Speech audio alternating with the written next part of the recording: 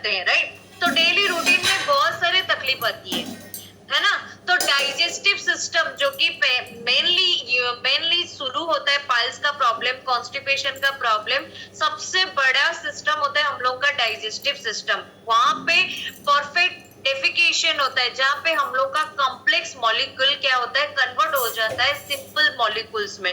तो ये पार्ट मैं आपको आगे चल के बताऊंगी, जो कि हम लोग का कॉम्प्लेक्स जो होता है वो हेवी प्रोसीजर होता है। मतलब हम लोग जो भी खाते हैं, मुंह से लेके आनस तक, जो मुंह से स्टार्ट होता है अनस पे एंडिंग होता है, अनस मतलब हम लोग का टॉयलेट के जगह को पूरा खत्म होता है, तो पूरा डाइजेस्टिव सिस्टम पूरा डिपेंड करता है उसके ऊपर, जो हम लोग मुंह में डालते हैं वहां से लेके वेस्ट पार्ट निकलने तक। ओके, तो यहाँ पे पार्ट्स जो होता है, यहाँ पे आप देख सकते हैं डाइजेस्टिव सिस्टम का ये पार्ट्स है।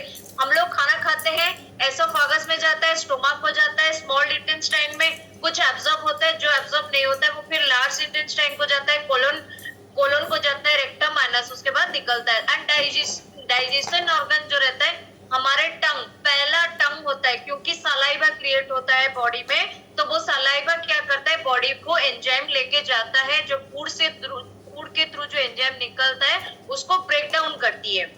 ओके, एंड ग्लैंड्स जो रहता है हम लोग का, जो मैंने बोला सलाइवा ग्लैंड रहता है, वो माउथ में ही क्रिएट होती है। पेनक्रियास को जाता है, लिवर को जाता है, गॉल ब्लैडर को जाता है, ये सारा चीज डाइजेस्टिव सिस्टम में इंक्लूडेड है।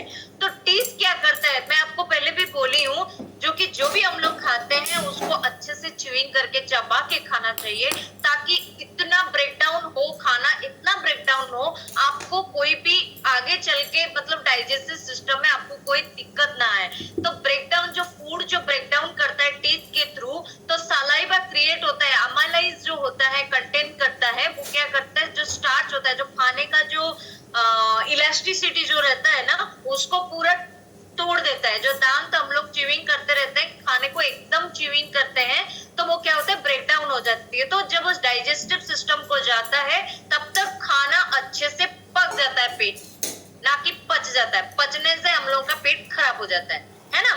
तो यहाँ पे एसोफागस जो डाइजेस्टिव सिस्टम, आप यहाँ पे फूड पाइप देख सकते हैं, जो एसोफागस है वो 10 इंच का लंग होता है, मतलब उसका जो साइज होता है। तो secrete mucus and peristalsis movement, जो हम लोग का बॉडी मूवमेंट होता है, जैसे कि हमारे स्टोमक में अगर एसिड फॉर्मेट हुआ तो हार्ट बर्न होना शुरू हो जाते हैं। मतलब कभी कभी लोग सोचते हैं कि मेरा हार्ट जलने लगता है, ऐसा नहीं है कि उसमें आग फॉर्मेशन होता है, नहीं, वो एसिडिटी क्रिएट होता है। आपको एक टॉपिक भी था एसिडिटी और अल्कलाइन लेवल, वो आप मेंटेन करके नहीं रखेंगे, पीएच बैलेंस अगर नहीं रहता है, तो डेफिनेटली पीएच बैलेंस अगर 7.4 से अगर नीचे जाता है, तो डेफिनेटली आपको एसिडिटी होने का चांसेस रहता है। एसिडिटी मतलब जो खाना आप खाते हैं वो सही तरीके से डाइजेस्ट नहीं होती है। तो डाइजेस्टिव जूस जो हमारे बॉडी में खाना जाता है, वहां पे जे शेप्ड मस्कुलर बैग रहता है, जो फूड स्टोर होती है, तो वो क्या करता है, ब्रेक डाउन कर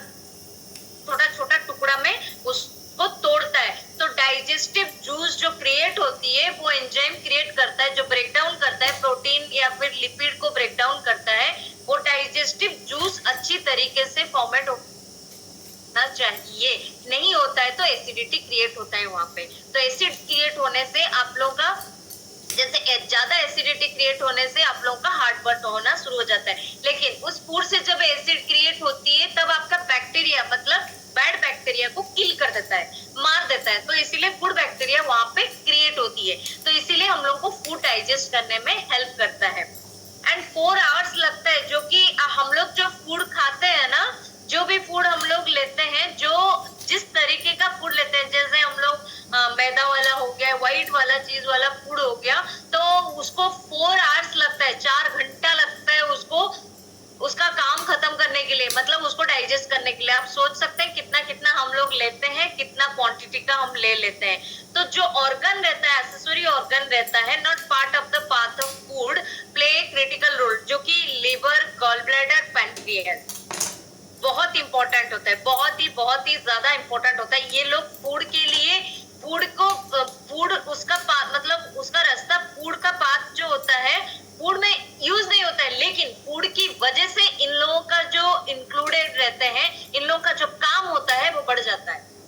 ओके, तो लीवर यहाँ पे बाइल क्रिएट करता है जो हम लोगों का डाइजेस्ट फैट को हेल्प करता है। बाइल क्रिएशन होने से जो पित्त वात कोसो जो हम लोग नाम सुने रहेंगे, वो हम लोग का जो फिल्टर होता है, टॉक्सिन्स बाहर के फूड से जो टॉक्सिन्स आती है उसको फिल्टर आउट करता है। ड्रग्स अल्कोहल जो वेस्ट पार्ट होता है उसको निकाल के फेंकता है। तो गल ब्लैडर जो रहता है वो बाइल को क्या करती है, लीवर से लाके स्टोर करता है, ताकि हम लोग जो फूड खाए उसको अच्छे से डाइजेस्ट करने के लिए स्मॉल इंटेस्टाइन में वो रिलीज करता है, छोड़ता है, मोबाइल को छोड़ता है स्मॉल इंटेस्टाइन को। जहां पे स्मॉल इंटेस्टाइन एब्सॉर्ब नहीं कर पाती है वो क्या करता है, लार्ज इंटेस्टाइन को जाता है।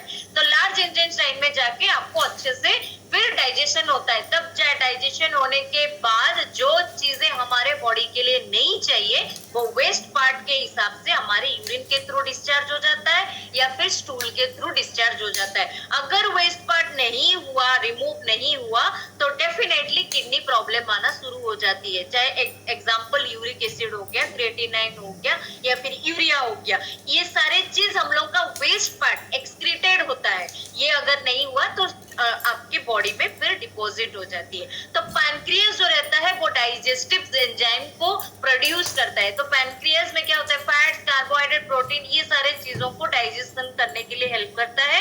ब्लड शुगर लेवल में भी रेगुलेट करता है, ताकि हमारे बॉडी में ब्लड शुगर मेंटेन होकर रहने से इंसुलिन बना हुआ रहता है। तो इंसुलिन रेजिस्टेंस जो ग्लाइकोजन होता है इसको हेल्प करता है। तो स्मॉल इंटेस्टाइन का जो उसका साइज है 7 मीटर, मतलब 22 फीट, 22 फीट अप्रोक्सीमेट। तो कितना बड़ा है आप लोग यहाँ से अंदाजा लगा सकते हैं स्मॉल इंटेस्टाइन।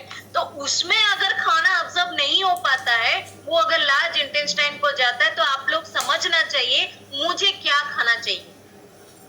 तो 80% अगर हमारे बॉडी में वाटर रहता है ना, उसको एब्जॉर्ब करता है। Vitamins, mineral, carbohydrate, protein, lipid, ये सारे चीज उसको एब्जॉर्ब करता है स्मॉल इंटेस्टाइन। तो स्मॉल इंटेस्टाइन जब एब्जॉर्ब नहीं कर पाता है ना, वो छोड़ देता है लार्ज इंटेस्टाइन को, जो कि ब्लड स्ट्रीम के थ्रू फूड पास होता है, न्यूट्रिएंट्स जो पास होता है। हमारे बॉडी नहीं जानता है हम लोग क्या खाते हैं। जो सवेरे उठ के लोग सोचते हैं कि हम ब्रेकफास्ट में इडली, बड़ा, डोसा सब लेंगे, उसमें से क्या मिलता है वो लोग, कई लोग उसको अंदाजा भी नहीं लगा सकते। लेकिन जो हमारा फास्ट को ब्रेक करता है, उसको हर एक न्यूट्रिएंट्स चाहिए। सब ऑर्गन बैठे रहते हैं, हम लोग को अच्छा न्यूट्रिएंट्स का फूड मिलेगा, राइट? लेकिन हम लोग क्या करते हैं, कचरा डाल देते हैं बॉडी में। तो ब्लड स्ट्रीम में जो फूड पास होता है ना, न्यूट्रिएंट्स पास होता है ना, वो पहले स्मॉल इंटेस्टाइन वॉल को जाता है, वहां से जो एब्जॉर्ब इंटेस्टाइन में पड़ता है। तो lining of intestine wall has finger like projection. जो विलाई होता है, यहाँ पे आप देख सकते हैं विलाई कैसे दिखता है। तो विलाई जो ऐसे टाइप का रहता है ना, जिगजैग टाइप का, वो विलाई फिंगर लाइक प्रोजेक्शन की तरह दिखता है। तो विलाई कवर हुआ है माइक्रो विलाई। माइक्रो मतलब बहुत छोटा, एकदम छोटा, आंख को दिखेगा भी नहीं। ओके, ये सारे चीज वो विलाई आप देख सकते हैं, पिक्चराइज बताया गया है। माइक्रो विलाई कैसे दिखता है, बहुत छोटे छोटे चीजों में बना हुआ है। तो उसको क्या करता है, वो एब्जॉर्ब करता है, वो एरिया को एब्जॉर्ब करता है। तो लार्ज इंटेस्टाइन होता है 5 फीट लॉन्ग, समझ रहे हैं आप, 5 फीट लॉन्ग है, जो कि स्मॉल इंटेस्टाइन जो एब्जॉर्ब, मैंने पहले भी बोली हूँ, स्मॉल इंटेस्टाइन जो एब्जॉर्ब नहीं करता है वो छोड़ता है लार्ज इंटेस्टाइन को। तो वहां पे क्या फंक्शन होता है, bacterial digestion, ferment carbohydrate, protein breakdown, absorb more water, concentration, waste, जो कि सारा चीज जो उसमें नहीं चाहिए वो क्या करता है, एक्सक्रीट करके निकाल देता है। ओके, तो लार्ज इंटेस्टाइन में फूड क्या होता है, हैंगिंग, मतलब झुला हुआ रहता है। वो लास्ट 18 आवर्स झुला हुआ रहता है, मतलब वो अच्छे से डाइजेस्ट होने तक वो रहता है वहां पे।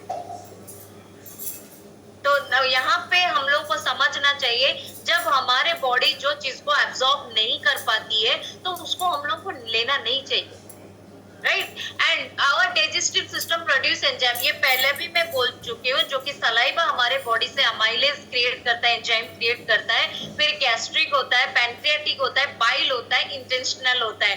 ये जो डाइजेस्टिव जूस होती है ना, सलाइवा डाइजेस्टिव जूस है, गैस्ट्रिक भी सलाइवा डाइजेस्टिव जूस है। तो रेप्सिन, पेप्सिन, रेनिन, लिपास, ये सब एंजाइम है।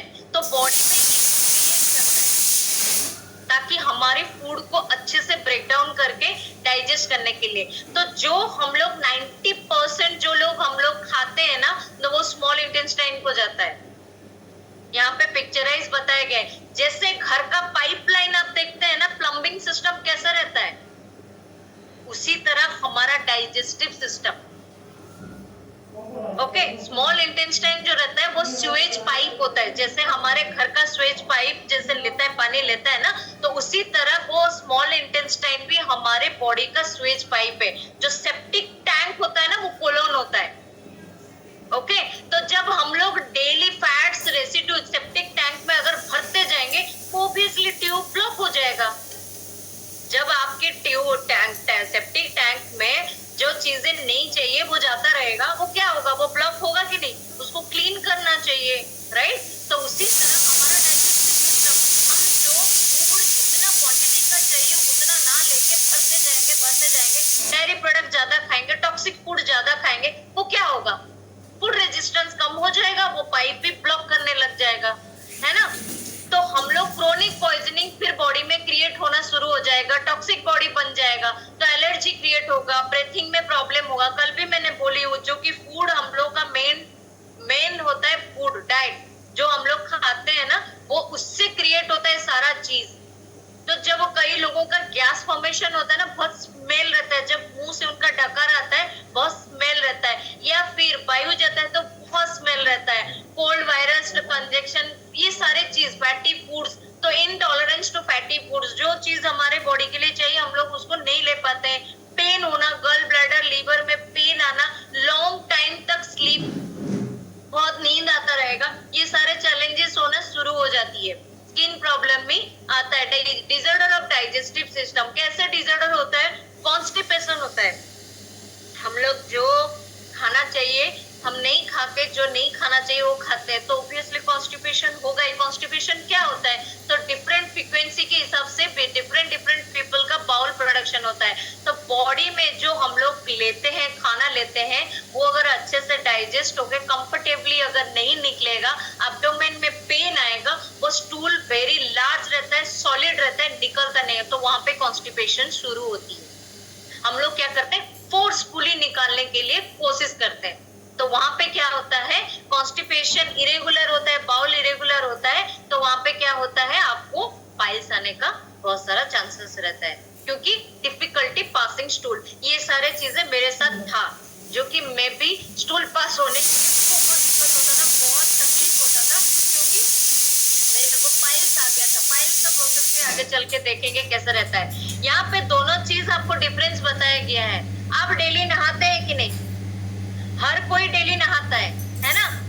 अपना ऑर्गन को निकाल के काट के डॉक्टर के पास जाएंगे, काट के निकाल के फिर धो धा के फिर अंदर घुसा देंगे, ये हो पाएगा क्या, पॉसिबल है क्या, नो, नहीं कर पाएंगे। इंटेस्टाइन को हम लोग क्लींस करके नहीं कर पाएंगे, राइट। तो उसी तरह हम लोग जैसे डेली नहाते हैं, उसी तरह जो फूड हम लोग लेते हैं, हमारे बॉडी के लिए जो चाहिए वो डाइट रखना चाहिए। और जो डाइट हम लोग रखेंगे, वहां से क्या होता है, जितना फूड हम लोग के बॉडी में यूज होना है वो यूज होगा, जो नहीं चाहिए वो निकल जाएगा। तो इम्प्रॉपर टाइम में हम लोग बिल लेना नहीं चाहिए। मैं बार बार बोलती हूँ, आपका टाइम टेबल रखिए, हमेशा स्केड्यूल बनाइए। हर एक चीज आप स्केड्यूल बना के करते हैं, जॉब से लेके आप बिजनेस से लेके हर एक चीज आप अपना स्केड्यूल बनाते हैं। पानी पीने से लेके आपका खाने तक भी स्केड्यूल बनाना चाहिए, कौन टाइम क्या चीज मेरे को लेना चाहिए। एंड फ्रोजन फूड से हमेशा, जो फ्रोजन फूड रहता है, जैसे कि दही हम लोग लेते हैं, वो फर्मेंटेड फूड रहता है, उसको हम ले सकते हैं, लेकिन फ्रोजन फूड जैसे बाहर में मटर सीजन नहीं है, लेकिन मटर का वो पैकेट मिलता है, उसको यूज मत कीजिए, अवॉइड कीजिए। डोंट च्युइंग गम, जो कि च्युइंग गम खाते हैं, बच्चों को च्युइंग गम भी पेरेंट्स लोग दे देते हैं, उसको मत दीजिए। तो ये सारे चीजों को ध्यान रखिए, क्या क्या फूड हम लोग को चाहिए उसको ऐड कीजिए। इसको स्क्रीनशॉट लीजिए, ये बहुत इंपॉर्टेंट है। यहाँ पे आपको जो स्टूल निकलता है ना, जो पुप्स निकलता है ना, उसको समझना चाहिए कि कैसा टाइप का आपका हेल्थ आपको मतलब कंटिन्यू करता है। जो ब्रिस्टल टूल होता है, जैसे पहले देख सकते हैं सीवियर कॉन्स्टिपेशन में आपका हार्ड लम्प्स निकलता है, जो कि सेपरेट होके निकलेगा। लंपी एंड सॉसेज लाइक अगर निकलता है तो माइल्ड कॉन्स्टिपेशन, आइडियल अगर सॉसेज सेव रहता है वो आइडियल रहता है। तो इसको आप स्क्रीनशॉट रख सकते हैं, बाद में देख के समझ सकते हैं आपका स्टूल फॉर्मेट कैसा रहता है। तो लैकिंग फाइबर रहता है, राइट। तो इसको आप स्क्रीनशॉट लेके बाद में देख सकते हैं। High acid level in blood, blood में हाई एसिड लेवल रहने से रेस्पिरेटरी सिस्टम हो गया, कार्डियोवास्कुलर सिस्टम हो गया, डाइजेस्टिव सिस्टम है, ये सब डिस्टर्ब होता है एंड पाइल्स वहां पे शुरू हो जाती है। ओके, तो पाइल्स शुरू होने से क्या होता है, वो हम लोग का जो क्या बोलते हैं स्किन लेवल होता है ना, वो बढ़ने लगता है। तो why we get constipation and introducing a lot of carbon dioxide जो हमारे बॉडी से निकलना चाहिए वो उल्टा डिपॉजिट हो जाता है। क्यों? हम लोग ग्लूटेन वाला फूड लेते हैं, रिफाइंड ग्रेन्स। आज के दौर में कौन सा चीज ऐसा नहीं है जहाँ पे आपको कौन सा चीज है आपके फूड में आपको मतलब प्यूरिफाई वाला फूड मिलता है? सब तो रिफाइंड हो चुका है। चावल भी रिफाइंड आता है, आपको आटा भी रिफाइंड आता है, सारा चीज रिफाइंड है। लेकिन हम लोग को रिफाइंड नहीं चाहिए, हम लोग को अच्छा चीज चाहिए। ओके, मेरे को मालूम है। तो यहाँ पे आप क्वेश्चन देख सकते हैं, जो अंदर का जो चमड़ा होता है ना वो धीरे धीरे बढ़ता रहता है। तो फर्स्ट डिग्री पाइल्स कैसा होता है, छोटा चमड़ा रहता है। सेकेंड डिग्री पाइल्स होता है उससे थोड़ा बड़ा, थर्ड डिग्री पाइल होता है उससे थोड़ा बड़ा, तो फोर्थ डिग्री पाइल होता है। आप देख सकते हैं वहां पे क्या होता है, एक्सटर्नल पाइल्स भी हो जाता है, कई लोगों को बाहर भी पाइल्स होता है, अंदर भी पाइल्स होता है। तो यहाँ पे आप देख सकते हैं फोर्थ पाइल्स जो होता है वहां पे डॉक्टर बोलता है ऑपरेशन करने के लिए। एक कॉमन सा चीज सोचिए, जब आपकी बॉडी में एक चमड़ा बढ़ता है, जब वो लास्ट स्टेज तक आता है, आप उसको ऑपरेशन कर देते। तो जो फूड लेके आपका ये प्रॉब्लम हुआ है, फिर अगेन ऑपरेशन होने के बाद वही फूड लेंगे, वो आपको चमड़ा फिर बढ़ेगा नहीं? डेफिनेटली बढ़ेगा, ये कॉमन सी बात है। तो हम लोग को डाइट अच्छे से लेना चाहिए ताकि ये सारे चैलेंजेस ना जूझे। तो मेरा भी ये सारे प्रॉब्लम था, मेरे को भी डॉक्टर बोला था कि आपको ऑपरेशन करवाना पड़ेगा। तो थैंक टू मतलब गॉड, जो कि मेरे को सही टाइम पे सही चीजें मिल गया था, इसीलिए मैं मेरा लाइफस्टाइल को चेंज करी थी। तो आज मैं कंप्लीट फिट हूँ, जो कि पाइल्स का प्रॉब्लम नहीं है मेरे को। And sign and symptom piles होता है जो पहले क्या होता है, वो पार्ट में बहुत ईचिंग आती है। ओके, तो कि आपको ब्लड धीरे धीरे एक एक क्या होगा, पहले आपके स्ट्रिप में, स्टूल स्ट्रिप में पहले ब्लड आएगा, तो आप वहां से तो नहीं, जब आपका एब्डोमिनल पेन होगा, नीचे से जब पेट पेन होता है ना, वहीं से आपको कॉन्शियस हो जाने के बाद वहां से कुछ ना कुछ प्रॉब्लम हो रही है, रेगुलरिटी हो रही है, तो वहां से आपको अपने आप को कॉन्शियस कर देना चाहिए, राइट। अगर कॉन्शियस नहीं होते हैं तो आगे चल के पाइल्स में प्रॉब्लम होती है, पाइल्स आता है। प्रीबायोटिक वाला फूड लेना चाहिए, नॉन डाइजेस्टिबल फूड इंग्रेडिएंट्स जो कि क्लासिफाइड होता है, हमारे बॉडी के लिए जो चाहिए हम लोग को लेना बहुत जरूरी है। एंड फाइबर वाला फूड, जो कि मैं हमेशा बोलती हूँ, प्रोटीन और फाइबर, हाई प्रोटीन और हाई फाइबर वाला फूड अपने डाइट में रखना बहुत जरूरी होता है। तो डाइटरी फाइबर किस लिए चाहिए, क्यों फाइबर चाहिए? हमारे बॉडी को क्लीन करता है, जो कि इंटेस्टाइन को, वेस्ट पार्ट को निकालने के लिए। ओके, एंड दोनों चाहिए जो कि सॉल्युबल एंड इनसॉल्युबल। इसका मतलब होता है सॉल्युबल मतलब हमारे पूरे पार्ट में जो ऑर्गन को जो फूड जाता है, हाई फाइबर फूड जाता है, स्टोमक को जाता है, ये पूरा डिसॉल्व होना चाहिए, right. And makes us feel full, जो कि फुलनेस हार्मोन जो रहता है ना, वो हमारे बॉडी में बना हुआ रहना चाहिए, रेगुलरिटी होना चाहिए। तो ये फूड ट्रैक है, जो कि कितना घंटा लगता है हम लोग को डाइजेस्ट करने के लिए, स्मॉल इंटेस्टाइन में, लार्ज इंटेस्टाइन में। ओके, तो 100 ट्रिलियंस ऑफ माइक्रोस्कोपिक बायोम जो हमारे बॉडी में घूमता रहता है, तो उसको गुड बैक्टीरिया चाहिए। ओके, तो हमारे हार्ट हेल्थ को भी हेल्दी रखता है। एंड सॉल्युबल फाइबर में क्या क्या आता है, लोअर जीआई फूड हम लोग को लेना चाहिए, सैटिस्फैक्टरी लेवल अच्छा रहेगा, तो कोलेस्ट्रॉल भी मेंटेन होके रहेगा, डेफिनेटली हेल्थ इंप्रूव होगा, और हमारा जो फैट लॉस होता है कि वेट लॉस होता है उसमें भी मदद करेगा। ओके, एंड फाइबर कहाँ से आप ले सकते हैं, ये आपको एक बता दिया गया है कि कहाँ से हम लोग को फाइबर लेना चाहिए। जैसे soluble fibre and insoluble fibre में डिफरेंस बताया गया है, क्या क्या लेना चाहिए। And thanks to Herbalife nutrition हमारे पास एक्टिवेटेड फाइबर है जिसमें होल ग्रेन बीन्स, फ्रूट्स,